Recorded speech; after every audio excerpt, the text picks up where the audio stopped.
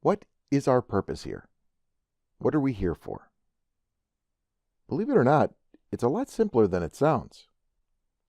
First, however, I should mention that there are two videos that deal with different sides of this question, and I hope that you're able to look at the other one too. In my opinion, it's the other video that hits closer to home, but you can decide that for yourself. As for our purpose in life, I say it is surprisingly simple because after all my years of searching, looking for reasons to reject the faith of my youth, I have yet to find a better explanation for our existence or purpose than that which I have learned from the Bible. For a lot of people, that makes it sound like I turned my brain off and just accepted as true certain things that were demonstrably crazy, but that's not the case. I've literally spent my life studying the logical proofs against the God of the Scriptures. I find them fascinating, but ultimately unconvincing. That being said, then, what is our purpose in life? What are we here for? Well, the book of Genesis says that after 6 days of making everything and double-checking to make sure that it was good, God took a moment to think about us. He said, "Let us make humankind in our image, after our likeness, so they may rule over the fish of the sea and the birds of the air, over the cattle and over all the earth, and over all the creatures that move on the earth."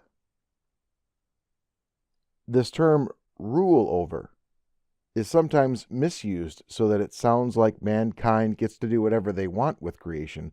But rulers have a responsibility before God for whether they rule well or poorly, so that doesn't really hold water. The real point is that God created mankind to be in charge of the world. That is our purpose here. We are responsible for the well-being of the world and everything in it. And that's reflected in many ways throughout this account. God blessed Adam and Eve to do the work, and he told them to be fruitful and multiply so that they could fill the earth up. All this is to say that he gave them the power to create a team big enough to handle the job of having responsibility over the whole world. So procreation is part of our purpose, which helps to explain our natural drive toward it. Chapter 2 then zooms back in on the creation of mankind in order to explore it in greater detail. And there we see that God created Adam a little bit before he created Eve, and that God planted a garden for Adam, an orchard here in the NET Bible. God put Adam into the garden so that he could care for it and maintain it.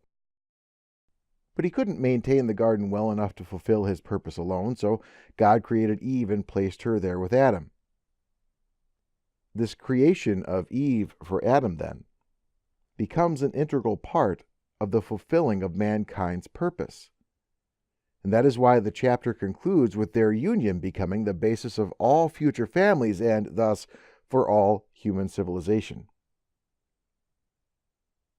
There's plenty more to discuss here in Genesis, but I was focusing on that question of purpose, which is the point of this particular video.